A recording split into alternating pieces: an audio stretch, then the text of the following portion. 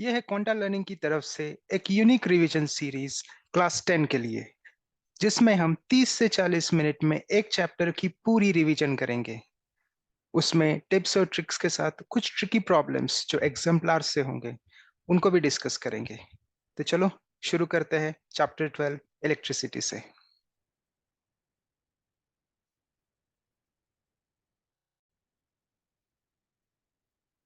क्या है ये डायग्राम? चलो देखते हैं। लेफ्ट टैंक में पानी की हाइट राइट टैंक में जो पानी की हाइट है उससे ज्यादा है, और अगर ये टैप ओपन है तो पानी लेफ्ट टैंक से इस पाइप से होते हुए राइट टैंक में आएगा। क्यों? क्योंकि प्रेशर डिफरेंस है, जो कि दोनों टैंक में डिफरेंट हाइट होने की वजह से है। जैसे ही पानी राइट टैंक में आएगा, वो एक इलेक्ट्रिक मोटर से पंप हो रहा है। पंप होके वो इस पाइप के जरिए फिर से लेफ्ट टैंक में आ रहा है, और पानी की फ्लो रेट इस तरह से है कि लेफ्ट और राइट टैंक में अपनी अपनी हाइट्स मेंटेन हो रही है। तो क्या ये एक स्टेडी स्टेट है? हाँ, ये एक स्टेडी स्टेट है। और ये जो वाटर करंट है इसे हम कहेंगे स्टेडी वाटर करंट। और क्या ये एक सर्किट है? हाँ, ये एक सर्किट है, क्योंकि इसमें पानी एक क्लोज लूप फॉलो कर रहा है। लेफ्ट टैंक से निकल के राइट टैंक में फिर से इलेक्ट्रिक मोटर, और फिर से वापस लेफ्ट टैंक में आ रहा है। तो ये बन जाता है आपका वाटर सर्किट। क्या होगा अगर इलेक्ट्रिक मोटर बंद कर दी जाए?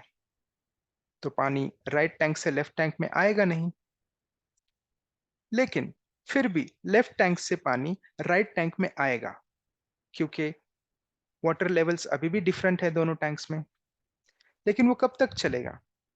वो फ्लो तब तक चलेगा जब तक कि दोनों टैंक में पानी की लेवल्स सेम नहीं हो जाती। उसके बाद पानी का बहाव बंद हो जाएगा। बस एग्जैक्टली इसी तरह से काम करता है एक इलेक्ट्रिक सर्किट। जैसे पाइप में से पानी फ्लो हो रहा है, उसी तरह से एक कंडक्टिंग मेटल वायर जो इलेक्ट्रिक सर्किट में होती है, उसमें से चार्जेस फ्लो होते हैं। और चार्जेस कंडक्टिंग मेटल वायर में होते हैं फ्री इलेक्ट्रॉन्स।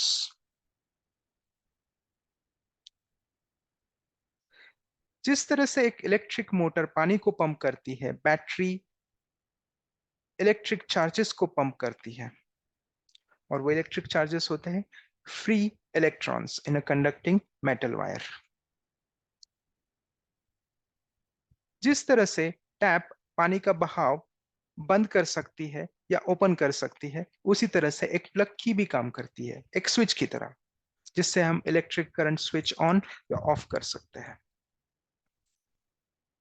तो ये है एनालॉजी एक इलेक्ट्रिक और वाटर सर्किट में। लेकिन यहाँ पे देखने वाली बात यह है कि पानी का जो फ्लो है वो लेफ्ट से राइट टैंक में होके इलेक्ट्रिक मोटर से होके वापस आ रहा है। तो यहाँ पे फ्लो डायरेक्शन जानना बहुत इजी है। लेकिन इलेक्ट्रिक सर्किट में कौन सी वो डायरेक्शन है जिस डायरेक्शन में इलेक्ट्रिक करंट फ्लो हो रहा है?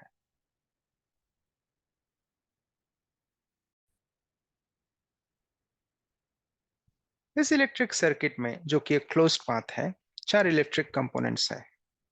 इलेक्ट्रिक बैटरी या सेल, इलेक्ट्रिक बल्ब, एक एमीटर, और एक प्लग की। इलेक्ट्रिक करंट की डायरेक्शन पॉजिटिव से नेगेटिव टर्मिनल की तरफ है। लेकिन एक कंडक्टिंग वायर में तो फ्री इलेक्ट्रॉन्स होते हैं, और फ्री इलेक्ट्रॉन्स पॉजिटिव टर्मिनल की तरफ अट्रैक्ट होंगे। उसका मतलब इलेक्ट्रॉन फ्लो डायरेक्शन जो है वो काउंटर क्लॉकवाइज होगी। इलेक्ट्रिक सर्किट में हम हमेशा conventional direction of electric current ही दिखाते हैं, जो होती है पॉजिटिव से नेगेटिव टर्मिनल की तरफ। और एक्चुअल जो चार्ज फ्लो होता है, क्योंकि चार्जेस तो फ्री इलेक्ट्रॉन्स है, वो होता है नेगेटिव टू पॉजिटिव टर्मिनल। फिर इसमें बैटरी क्या कर रही है, आइए समझते हैं एक एग्जाम्पल के जरिए। गार्डन में जो स्लाइड्स होती है उसको खेलने के लिए बच्चों को इस सीढ़ी से चढ़ के स्लाइड के ऊपर तक पहुंचना होता है। ये कठिन काम है, यहाँ पे एनर्जी लगती है। और अगर छोटे बच्चे हैं तो पेरेंट्स को बच्चों को यहाँ तक पहुंचाना होता है, और फिर उसके बाद तो फ्री राइड है। इसी तरह से नेगेटिव टर्मिनल में जो इलेक्ट्रॉन्स है उनके लिए नेगेटिव टर्मिनल से होते हुए प्लग की, एमीटर, बल्ब से होते हुए पॉजिटिव टर्मिनल तक पहुंचना इसी फ्री राइड की तरह है। और इलेक्ट्रिक सेल जो है उसमें जो केमिकल्स है वो यहाँ पहुंचे हुए इलेक्ट्रॉन्स को अपनी एनर्जी, केमिकल एनर्जी एक्सपेंड करके यहाँ पे फिर से पहुंचाते हैं नेगेटिव टर्मिनल पे। तो बैटरी में इलेक्ट्रॉन्स जो पॉजिटिव टर्मिनल से नेगेटिव टर्मिनल की तरफ पहुंचाए जाते हैं वो इस सीढ़ी की तरह है, स्लाइड वाली, जिसमें एक तो पेरेंट्स या बच्चों को खुद ऊपर तक चढ़ना होता है और उसके बाद तो फ्री राइड है। तो इलेक्ट्रिक सर्किट में ये पूरी फ्री राइड हो सकती है।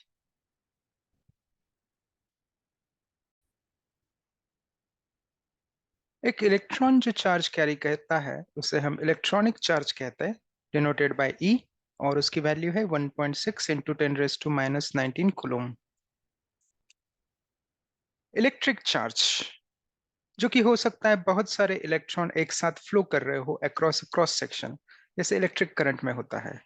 तो वो हम कैसे निकालेंगे? Number of electrons multiplied by electronic charge, उसे हम क्यू से डिनोट करते हैं और इसका यूनिट भी होगा कूलम।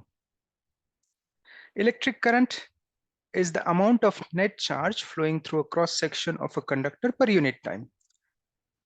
तो जो चार्ज फ्लो हो रहा है पर यूनिट टाइम, उससे आपको करंट मिलेगा आई। करंट का ऐसा यूनिट है ampere, denoted by capital A. और एक एम्पियर को कैसे हम डिफाइन करेंगे? 1 ampere of electric current is when a net charge of 1 coulomb flows through a cross section in 1 second। Work done होता है to move an electric charge from one point to another, जैसे हमने battery में देखा, to move the charge from positive terminal to the negative terminal. Work done is in joules, that is the energy expended. अब electric potential difference की क्या definition है? इसको define करते हैं, work done to move unit amount of electric charge from one point to another. Work done है W और amount of charge जो मूव हुई है अगर वो Q है, तो दोनों का रेशियो आपको देगा इलेक्ट्रिक पोटेंशियल डिफरेंस V। यहाँ पे U और W दोनों का एक ही मतलब है, वर्क डन। पोटेंशियल डिफरेंस का ऐसा यूनिट है वोल्ट। और यहाँ पे हम देखेंगे कि 1 वोल्ट के लिए हमें चाहिए 1 joule per 1 coulomb। So 1 volt is the electric potential difference when 1 joule of energy is expended to move 1 coulomb of charge from one point to the other।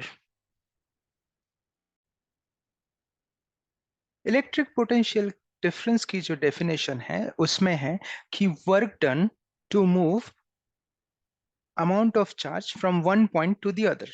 तो यहाँ पे अगर हम देखें तो बैटरी क्या कर रही है?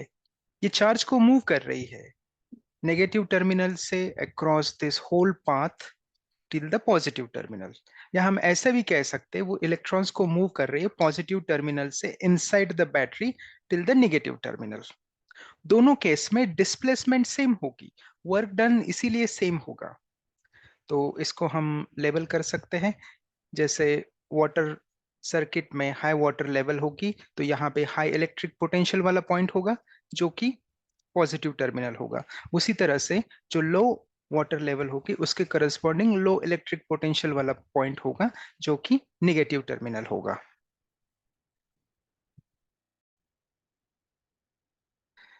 इलेक्ट्रिक सर्किट में जो अलग अलग तरह के कंपोनेंट्स यूज होते हैं, ये है उनकी लिस्ट, टोटल है वो 11।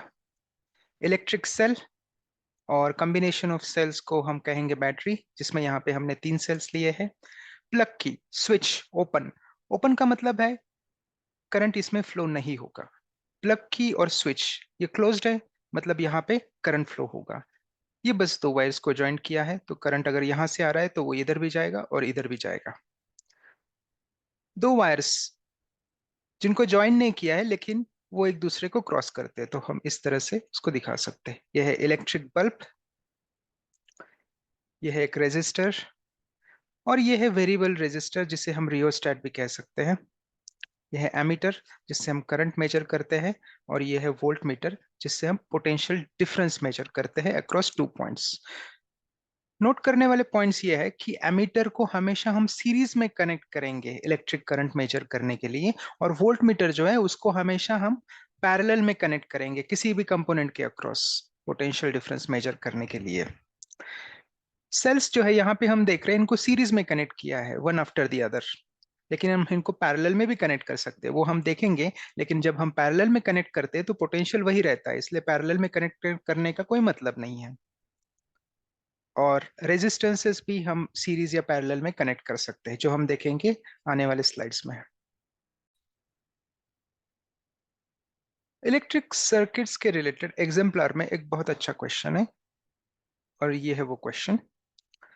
Identify the circuit in which electrical components have been properly connected. कौन सा सर्किट है जिसमें इलेक्ट्रिकल कंपोनेंट्स प्रॉपरली कनेक्टेड है? हमारे पास दो क्लूज है। एमीटर हमेशा सीरीज में होना चाहिए और वोल्ट मीटर हमेशा पैरेलल में होना चाहिए। यहाँ पे अगर हम देखें तो एमीटर पैरेलल में कनेक्टेड है, तो ये बिल्कुल, ये तो ऑप्शन रूल्ड आउट है। फर्स्ट ऑप्शन जिसमें वोल्ट मीटर एक्चुअली सीरीज में कनेक्टेड है, तो ये ऑप्शन भी रूल आउट है। अब बचता है ऑप्शन टू और ऑप्शन फोर। ऑप्शन टू में अगर हम देखेंगे तो ये पॉजिटिव टर्मिनल है, ये नेगेटिव टर्मिनल है। उसके बाद जैसे ही हम क्लॉकवाइज पाथ को, इलेक्ट्रिक पाथ को ट्रैवल करते हैं, तो हमें देखना चाहिए पॉजिटिव नेगेटिव, और फिर से जो भी कंपोनेंट आए उसमें हमें पॉजिटिव और फिर नेगेटिव चाहिए। तो पॉजिटिव नेगेटिव की ये जो श्रृंखला है ये इसी तरह से आपको दिखनी चाहिए, जो कि यहाँ पे नहीं दिखाई देती, क्योंकि यहाँ पे नेगेटिव है और पॉजिटिव, तो ये ऑप्शन भी गलत है। तो सही ऑप्शन है ऑप्शन फोर। तो ये पॉइंट्स हमने यहाँ पे ध्यान दिए। एमीटर ऑलवेज सीरीज में कनेक्टेड है, वोल्ट मीटर पैरेलल में, और इनकी सीक्वेंस जो है कंपोनेंट्स की ये मैटर नहीं करती। इसका मतलब है रेजिस्टेंस पहले भी आ सकता है, और एमीटर को मैं रेजिस्टेंस और बैटरी इनके बीच में यहां भी लगा सकता हूं, उससे कोई फर्क नहीं होगा।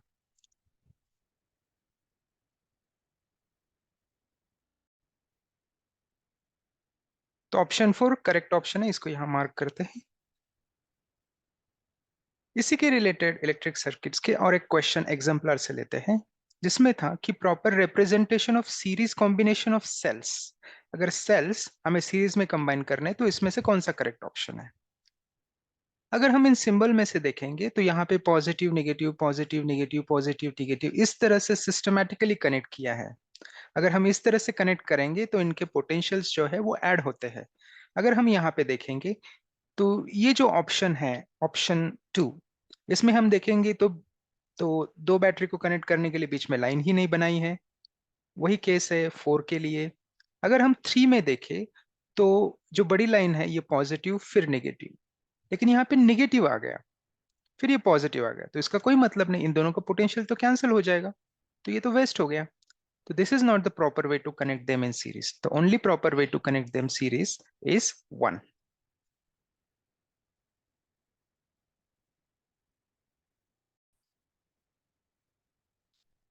और एक क्वेश्चन लेते हैं इलेक्ट्रिक सर्किट्स के बारे में जो एग्जाम्पलर में है। A child has drawn the electric circuit to study Ohm's law as shown in figure. इस तरह से सर्किट बनाए या तो चाइल्ड, ये तो आप में से कोई होगा, क्योंकि अगर आप टेंथ में पढ़ रहे हैं और ओम्स लॉ स्टडी कर रहे हैं तो ये तो आप ही बना सकते हैं। His teacher told that the circuit diagram needs correction. Study the circuit diagram and redraw it after making all corrections. तो हमें इसमें करेक्शंस करने हैं। चलो कोई बात नहीं, ये गलत बन गया, इसको करेक्ट करते हैं।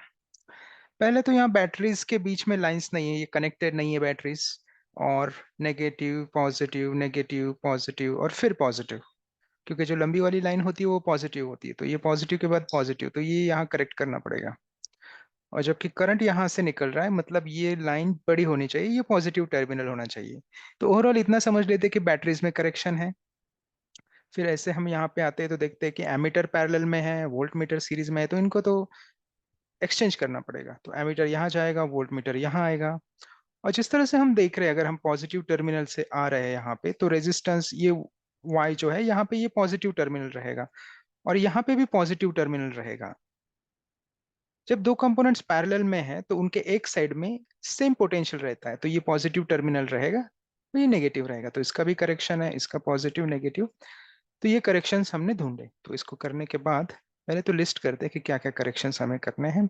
बैटरी को करेक्ट करना है, एमीटर को जो कि सीरीज में नहीं उसे सीरीज में लाना है, पॉजिटिव नेगेटिव एंड्स की तरफ ध्यान देना है, और यही हमें वोल्ट मीटर के बारे में भी देखना है। तो ये करने के बाद हम देखते हैं कि हमने एमीटर को सही कर दिया है, ये पॉजिटिव टर्मिनल, ये नेगेटिव टर्मिनल, और ये सीरीज में, वोल्ट मीटर पैरेलल में है, ये पॉजिटिव ये नेगेटिव, तो ये तो दोनों फिक्स हो गए। अब यहाँ पे हमने पोटेंशियल के लिए बैटरीज को भी पॉजिटिव नेगेटिव इस तरह से कर दिया। बट डॉटेड लाइन इंडिकेट करती है कि हम कितने भी नंबर ऑफ बैटरीज सर्किट में ऐड कर सकते हैं। जैसे ये जो कनेक्शन है ये मूवेबल है, इसको हम ऐसे मूव कर सकते हैं, तो जिससे हम पोटेंशियल वेरी कर सकते हैं। तो ये भी हो गई बैटरी के लिए करेक्शन। अच्छा रुको, हमने बैटरीज को तो कनेक्ट किया ही नहीं, तो इस तरह से हम बैटरीज को कनेक्ट करते हैं। तो ये आपका हो गया complete solution for this question.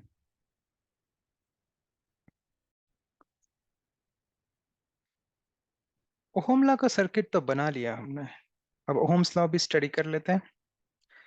ये कहता है कि the electric current flowing through a wire और अ रेजिस्टेंस, क्योंकि वायर को तो रेजिस्टेंस हो गई, is directly proportional to the potential difference across its ends. तो current is directly proportional to the potential difference, जो कि हम V में मेजर करते हैं, करंट I में। तो प्रोपोर्शनैलिटी कांस्टेंट जो है 1/R, ये होता है उसका रेजिस्टेंस। इसको हम थोड़ा रीअरेंज करते हैं, तो ये बन जाता है V is equal to IR। Potential is the product of electric current and resistance R। तो इससे हमें आइडिया मिलता है कि 1 वोल्ट, जिसको हमने work done divided by amount of charge define किया था, इसे हम ऐसे भी डिफाइन कर सकते हैं कि this is the product of 1 ampere and 1 ohm. तो ये है रेजिस्टेंस का यूनिट ओहम, और ये ग्रीक सिंबल है ओमेगा। तो ये जो रेजिस्टेंस है इसको हम अलग से डिफाइन करते हैं, चलो। Resistance of a wire is defined as 1 ohm if 1 ampere current flows through the wire if potential difference of 1 volt is applied across it. मतलब हमें जस्ट ये जो एक्सप्रेशन है इसको रीअरेंज करना है, जो कि यहाँ पे हमने किया है। Resistance is potential difference divided by current. तो 1 वोल्ट का अगर पोटेंशियल डिफरेंस है, और जो करंट होता है वो 1 एम्पियर, रिजल्टेंट करंट अगर 1 एम्पियर होता है, तो रेजिस्टेंस जो है वो आपका 1 ओहम होगा।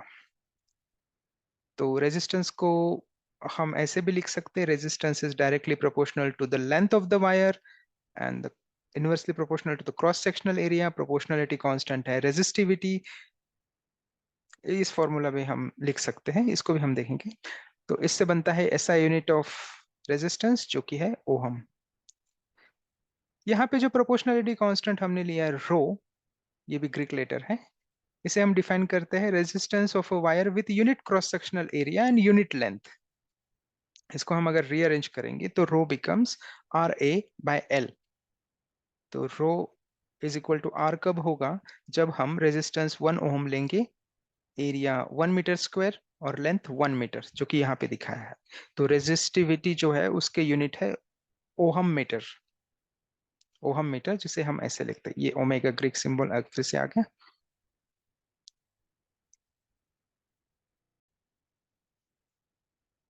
कुछ बचे हुए फिजिकल क्वांटिटीज भी डिफाइन कर लेते हैं, जैसे पावर, जो कि है रेट ऑफ वर्क डन, जो कि सेम है rate of energy consumption. Rate का मतलब है टाइम हमेशा डिनोमिनेटर में होगा। Work done per unit time, ये हो गया आपका पावर।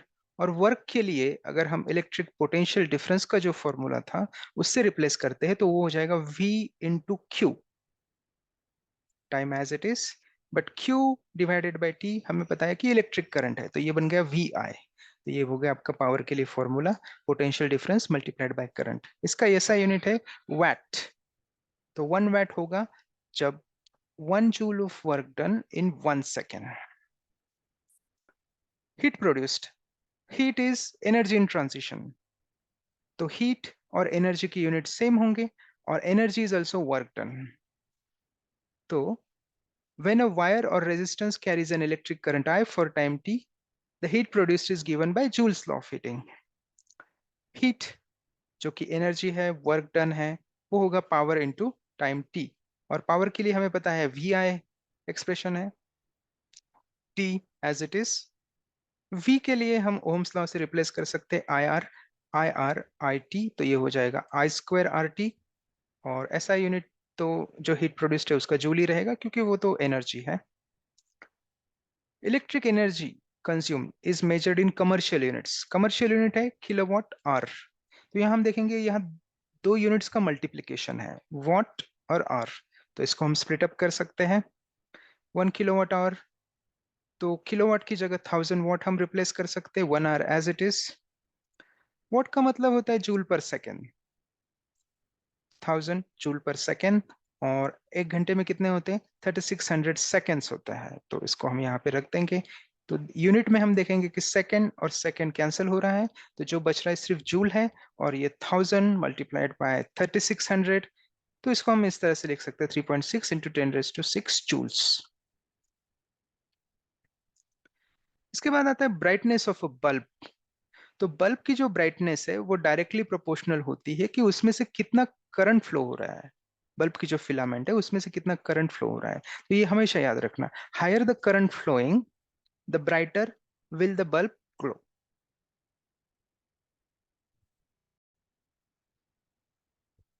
ये ओम्स लॉ का सर्किट है, जो उस शायद उस बच्चे ने बनाया था, जिसको हमने करेक्ट भी किया था, लेकिन यहाँ पे थोड़ा हमने ठीक से लेबल किया है। पोटेंशियल ऑफ ईच सेल जो है ये वी यहाँ पे डिनोट किया है।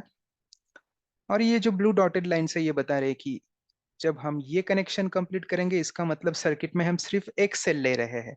जब ये यहाँ पे यहाँ वाला एक्टिव होगा, इसका मतलब दो सेल जो है वो सर्किट में कनेक्टेड है। इस तरह से एक से लेके चार बैटरीज या चार सेल्स हम सर्किट में कनेक्ट कर सकते हैं। तो इससे हम क्या कर रहे हैं, पोटेंशियल वेरी कर रहे हैं।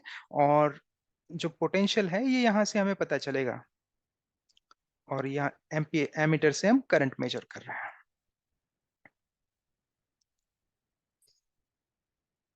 ये है ओम्स का law. Potential difference is directly proportional to the current, और current is directly proportional to the potential difference, जिस तरह आप कहना चाहें। तो अगर हम पोटेंशियल डिफरेंस मेजर करते हैं और वो आता है 2 वोल्ट, 4 वोल्ट, 6 वोल्ट और 8 वोल्ट, और इलेक्ट्रिक करंट आता है 1 2 3 4 एम्पियर। तो ये हमने सिंप्लिसिटी के लिए लिखा। तो जब हम दोनों का रेशियो लेंगे हमें मिलेगा कि आर जो है ये 2 ओहम, ये हमेशा कांस्टेंट रहा है इस एक्सपेरिमेंट में। तो ये होता है वेरिफिकेशन ऑफ ओम्स लॉ। तो इस सेटअप को ध्यान से याद रखना, क्योंकि इस पे सर्किट सही बनाया है गलत बनाया है इस टाइप में क्वेश्चंस आ सकते हैं।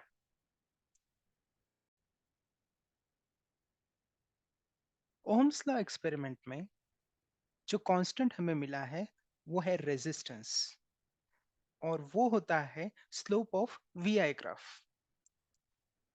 अगर एक्स एक्सिस पे हम करंट प्लॉट करेंगे और वाई एक्सिस पे पोटेंशियल डिफरेंस अगर हम प्लॉट करेंगे, और जो एक्सपेरिमेंट में हमने पोटेंशियल डिफरेंस और करंट की वैल्यूज ऑब्जर्व और नोट की है उनको अगर हम प्लॉट करेंगे, तो हमें एक स्ट्रेट लाइन मिलती है। तो इस लाइन का जो स्लोप है वो होता है आपका रेजिस्टेंस आर। अगर मैं डिफरेंट रेजिस्टेंस यूज करूं तो क्या मुझे डिफरेंट स्लोप की लाइंस मिलेगी? ऑफ कोर्स, क्योंकि वो रेजिस्टेंस अलग होगा। तो ऐसे ही दो एक्सपेरिमेंट करके मुझे दो रेजिस्टर के लिए दो अलग अलग लाइंस मिली, जिसे मैं ग्रीन और येलो कलर से इंडिकेट किया हूं। तो इसमें से कौन सा रेजिस्टेंस कम है या ज्यादा है, ये जानने के लिए हम इस फॉर्मूला का यूज करेंगे, resistance is V by I। तो कंपेयर करने के लिए अगर करंट हम तीनों केस में सेम रखें, कैसे? इस तरह से, अगर मैं करंट I1 मार्क करता हूं एक्स एक्सिस पे, तो ये तीनों में सेम है, सेम वैल्यू ऑफ करंट है। लेकिन उसके लिए जो पोटेंशियल डिफरेंस है वो तीनों रेजिस्टर में अलग अलग रहेगा। ब्लू लाइन में जैसे वो VB है, ग्रीन में VG है, और येलो में या ऑरेंज में वो VO है। तो अगर मैं तीनों रेजिस्टर के लिए इस रेशियो को कंपेयर करता हूं V बाय I, तो वो इस तरह से होगा VB डिवाइडेड बाय I1। तीनों केसेस में हमने करंट सेम रखा है, लेकिन हमने पोटेंशियल डिफरेंस अलग लिया है। तो अगर डिनोमिनेटर सेम है तो वो रेशियो ज्यादा होगा जिसमें न्यूमरेटर की वैल्यू ज्यादा होगी। तो हम देखेंगे VO is greater then VG is greater then VB। तो उस तरह से हम देखेंगे कि जो रेजिस्टेंस होगा वो सबसे ज्यादा किसका होगा, ऑरेंज वाले रेजिस्टर का, उसके बाद ग्रीन, और उसके बाद ब्लू। तो हम देखते हैं कि प्लॉट में जैसे हम एंटी क्लॉकवाइज जा रहे हैं तो रेजिस्टेंस बढ़ता जा रहा है।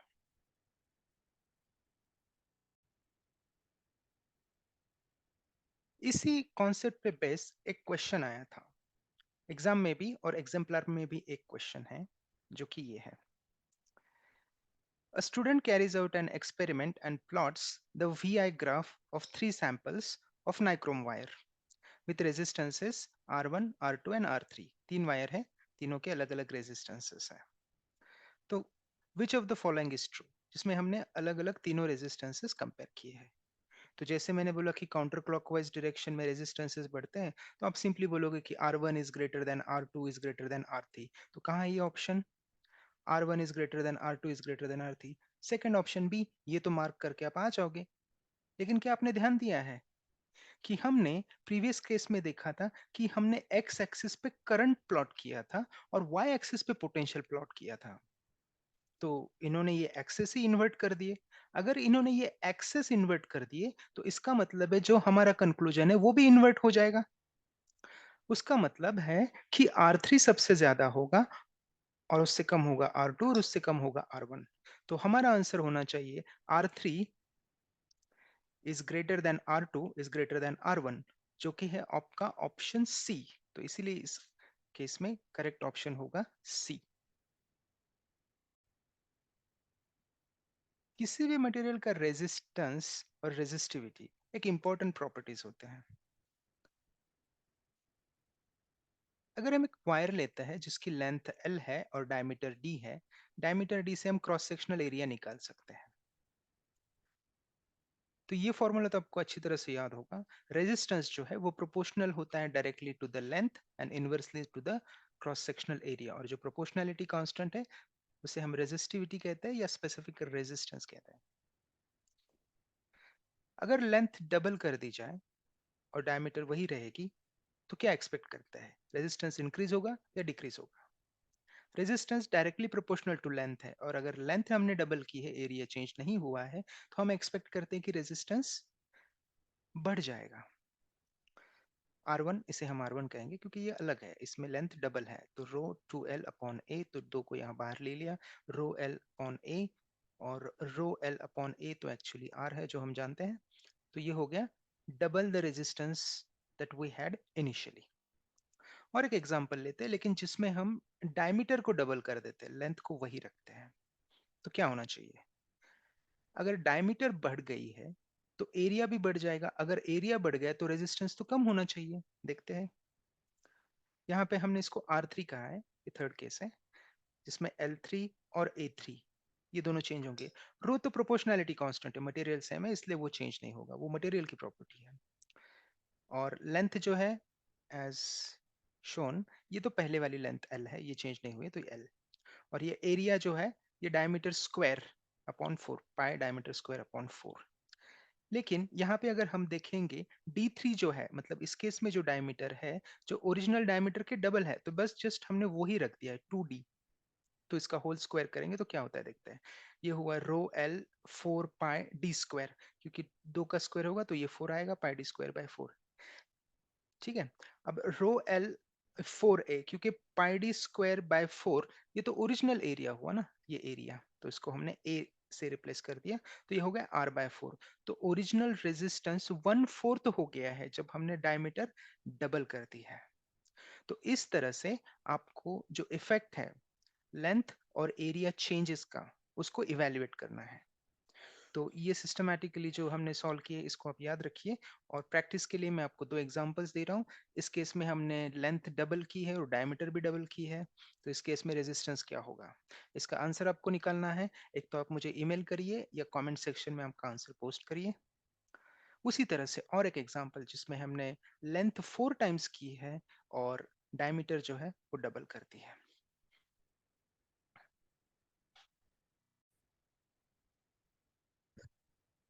इस सर्किट में हमने 3 रेजिस्टेंसेस सीरीज में कनेक्ट किए हैं और हम उनके अक्रॉस वोल्टमीटर यूज करके पोटेंशियल डिफरेंस मेजर कर रहे हैं। एक्सपेरिमेंटली हम फाइंड करते हैं कि जो टोटल पोटेंशियल है इस बैटरी का, वो इन तीनों का एडिशन होता है। लेकिन करंट की तरफ अगर हम ध्यान दें तो करंट I जो R1, R2 और R3 में से फ्लो होके यहाँ आ रहा है और एमीटर में डिटेक्ट हो रहा है, तो करंट तो सेम है, लेकिन हर एक रेजिस्टर के अक्रॉस पोटेंशियल डिफरेंस अलग है। उसको हम ओम्स लॉ से यूज करके इस तरह से इक्वेशन 1.1 लिख सकते हैं।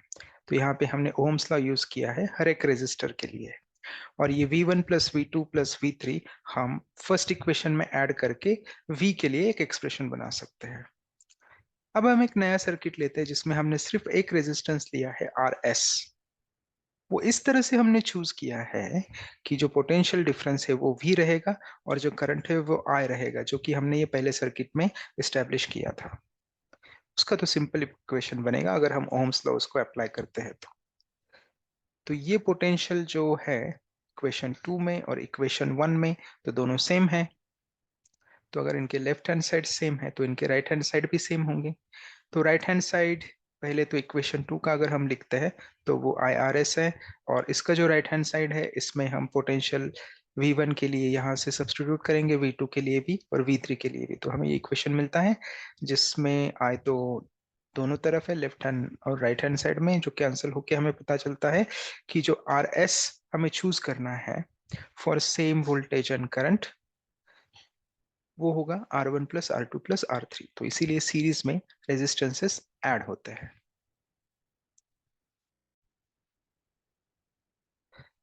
अगर हम तीन रेजिस्टेंस इंस्टेड ऑफ सीरीज अगर हम उन्हें पैरेलल में कनेक्ट करें तो पैरेलल कनेक्शन में क्या होता है कि उनके जो लेफ्ट और राइट एंड्स होते हैं, जो टर्मिनल्स होते हैं वो कॉमन होते हैं।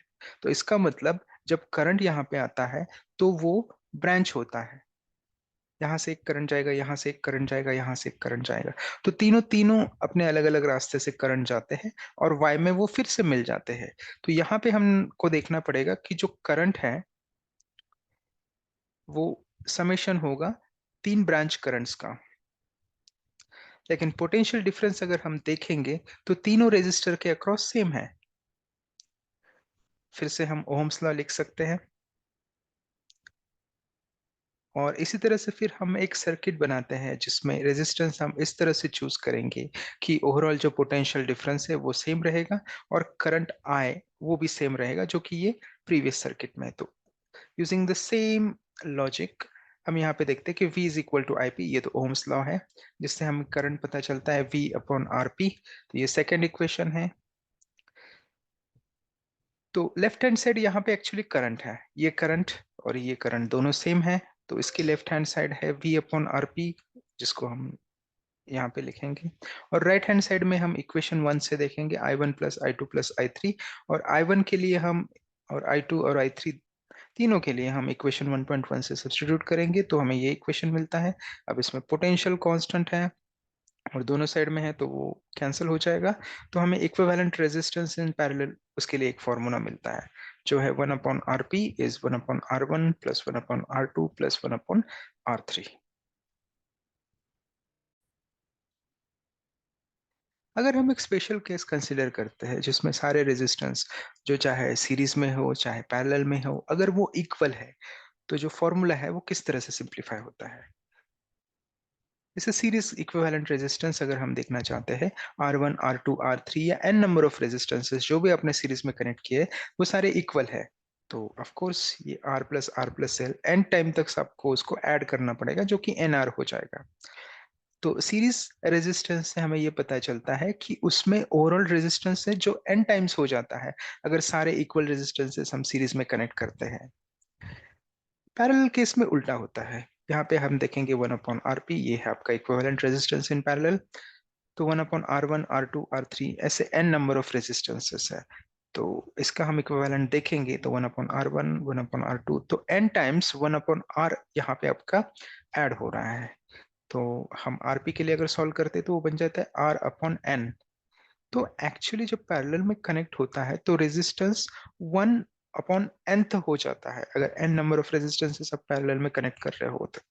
समझे दो रेजिस्टेंस है जो आप पैरेलल में कनेक्ट कर रहे हो और वो दोनों सेम है तो वो क्या बन जाएगा 1/2। तो पैरेलल में रेजिस्टेंस कम होता है, सीरीज में वो बढ़ता है।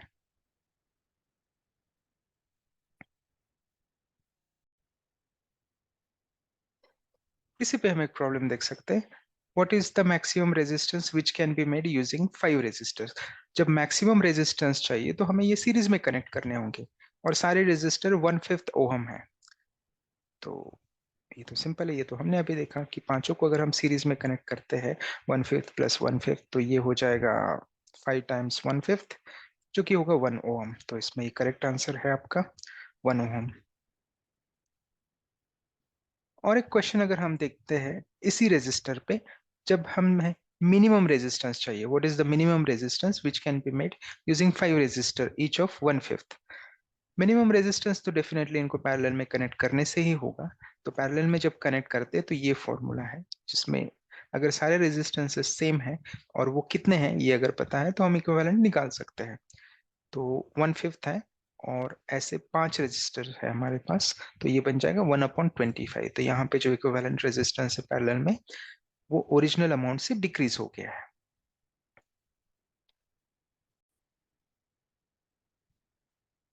यहाँ दो डायग्राम है, दो सर्किट डायग्राम है, मतलब इनको शॉर्ट किया गया है, इनमें जो बैटरीज कनेक्टेड है वो नहीं दिखाई गई है, लेकिन हम जानते हैं कि ये टर्मिनल और ये दूसरा टर्मिनल है। तो हमें यहाँ पे इक्विवेलेंट रेजिस्टेंस फाइंड करना है इस कॉम्बिनेशन में। तो जो कॉम्बिनेशन लेफ्ट में है क्या वही कॉम्बिनेशन राइट में है, दोनों इक्विवेलेंट है? कैसे डिसाइड करेंगे, चलो देखते हैं। डिसाइड करने के लिए हमेशा आपको करंट का इस्तेमाल करना पड़ेगा, इलेक्ट्रिक करंट और उसकी amount.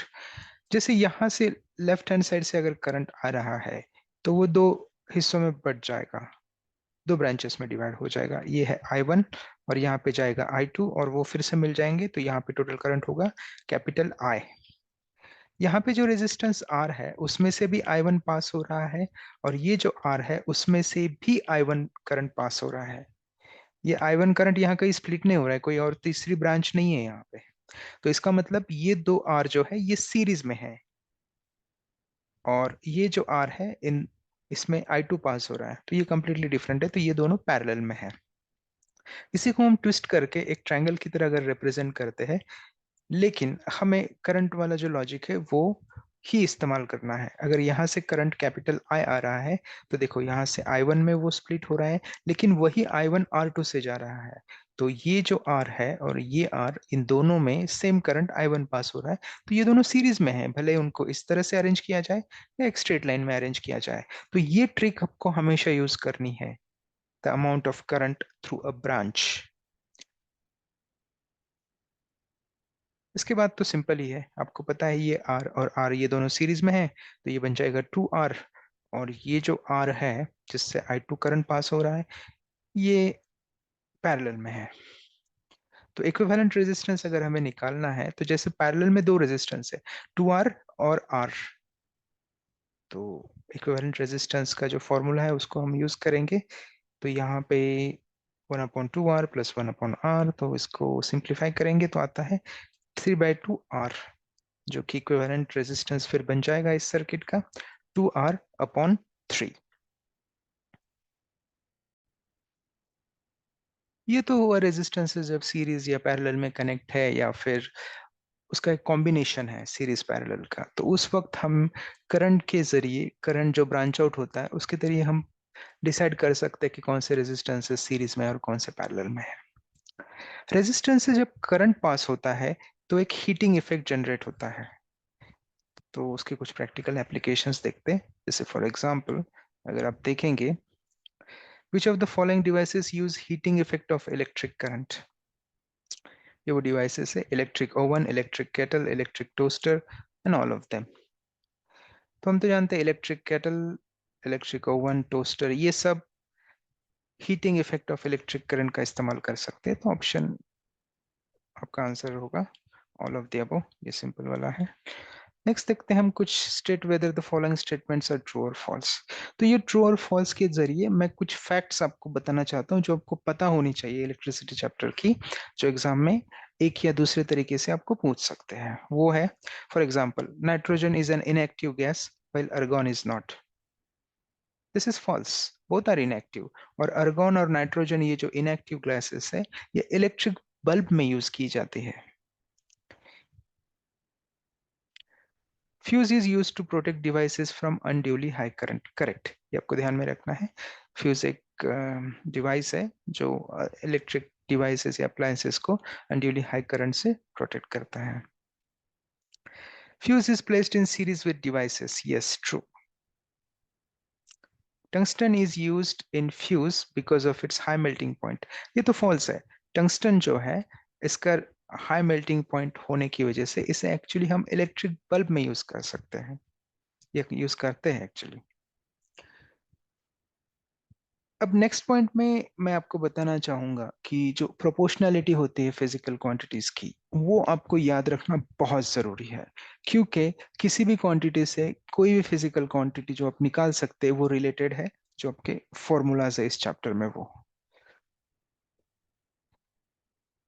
Potential is directly proportional to current, ये तो ओम्स लॉ है, ये तो बहुत ही बेसिक है, ये आपको पता ही होना चाहिए। Resistance directly proportional to the length, inversely proportional to the cross sectional area.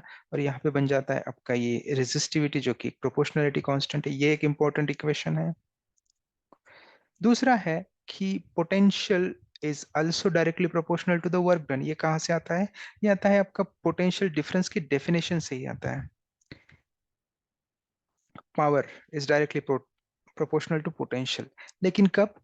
जब करंट कांस्टेंट है, क्योंकि P power is given by V into I. ये भी आपको ध्यान में रखना है, ये भी इंपॉर्टेंट है। So power is actually proportional to V square. यहाँ पे हमने बोला है कि power is proportional to V, लेकिन कब? जब करंट कांस्टेंट है। लेकिन अगर करंट कांस्टेंट नहीं है तो आपको करंट की जगह ओहम्स लॉ से एक्सप्रेशन सब्स्टिट्यूट करना है जो होगा V बाय आर, तो ये बन जाएगा V स्क्वायर बाय आर। लेकिन यहाँ पे रेजिस्टेंस तो अभी कांस्टेंट रहेगा, रेजिस्टेंस तो कांस्टेंट रहता है, तो P is directly proportional to V square. तो इस तरह से आपको इवेल्युएट करके डिसाइड करना है कि प्रोपोर्शनैलिटी क्या है इन द गिवन सिचुएशन।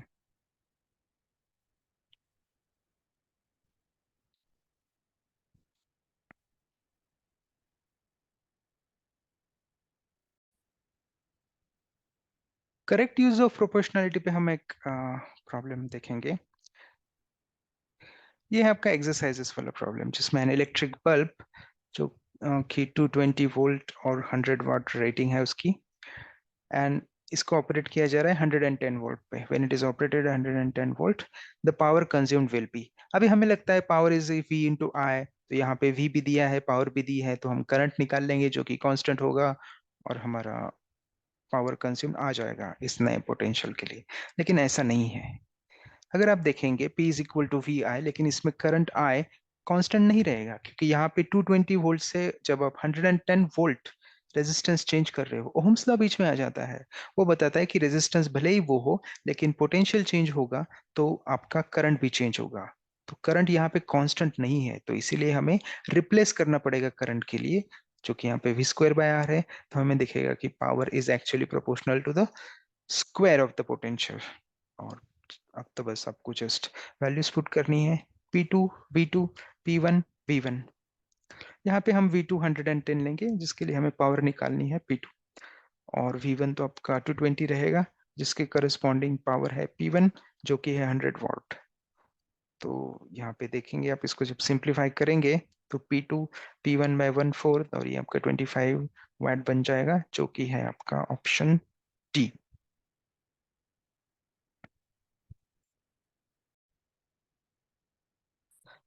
अक्सर कैलकुलेशन में करेक्ट यूनिट यूज करना और करेक्ट कन्वर्जन करना कैलकुलेशन करते वक्त, ये बहुत इंपॉर्टेंट है। अगर ये ठीक से नहीं हुआ तो आप आपके काफी मार्क्स लूज कर सकते हैं। तो आइए देखते हैं कि इसको हम प्रॉपरली कैसे हैंडल कर सकते हैं।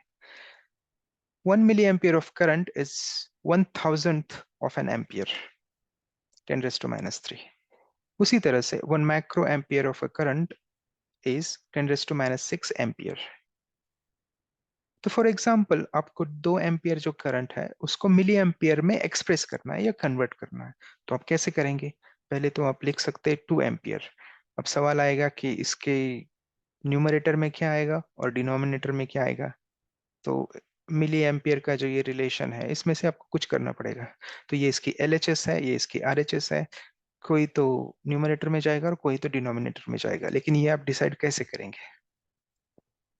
ये डिसाइड करने के लिए आप दोनों ट्राई कर लो। पहले तो ये जो LHS है 1 मिली एम्पियर, इसको न्यूमरेटर में लिख लेते हैं, और जो बची RHS है उसको यहाँ डिनोमिनेटर में लिख लेते हैं। या फिर दूसरा जो पॉसिबिलिटी है कि ये जो RHS है इसको हम न्यूमरेटर में लिख सकते हैं और LHS 1 मिली एम्पियर इसको डिनोमिनेटर में लिख सकते हैं। तो दोनों से क्या रिजल्ट हमें मिलेगा? तो हम यहाँ पे देख रहे हैं कि ये डिनोमिनेटर में एम्पियर है, यहाँ एम्पियर है, तो ये एम्पियर और ये एम्पियर कैंसिल हो जाएगा। अगर ये एम्पियर और ये एम्पियर कैंसिल हो गया तो आपको जो आंसर मिलेगा न्यूमेरिकल कंप्यूटेशन के बाद वो आपका मिली एम्पियर में आएगा, जो कि आपका डिजायर रिजल्ट है। लेकिन यहाँ पे देखेंगे तो ये एम्पियर और ये एम्पियर स्क्वायर हो जाएगा और नीचे मिली एम्पियर रहेगा, तो ये इनकंसिस्टेंट हो जाएगा। तो अगर आप देखेंगे तो यहाँ पे कैंसिल होके फिर ये 2 और ये 10⁻³ जो डिनोमिनेटर में ऊपर आने के बाद 10⁻³ हो जाएगा। 2 इंटू 10⁻³ मिली एम्पियर, ये आपका करेक्ट रिजल्ट होगा। और इसके बारे में तो हम बात नहीं करेंगे क्योंकि ये इनकंसिस्टेंट है।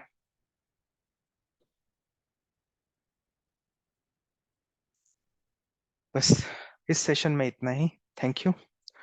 और आपकी कोई फीडबैक है, आपको कोई क्वेश्चंस है तो आप कमेंट पोस्ट कर सकते हैं या info.conta.learning@gmail.com पे मुझे ईमेल कर सकते हैं। Thank you.